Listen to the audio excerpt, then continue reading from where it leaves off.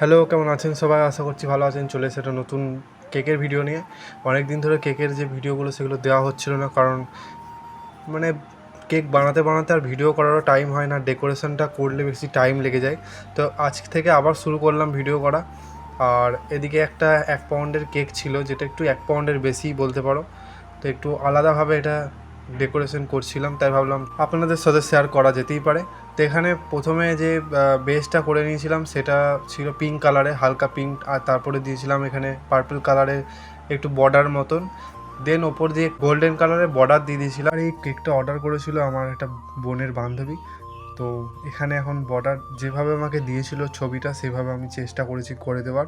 আর উপর থেকে দুটো বাটারফ্লাই দিয়ে দিয়েছিলাম, আর নিচ থেকে কিছুটা গোল্ডেনে কাজ করে দিলাম। তারপরে ওপরে দিয়েছিল দুটো ফটো দেওয়ার জন্যে।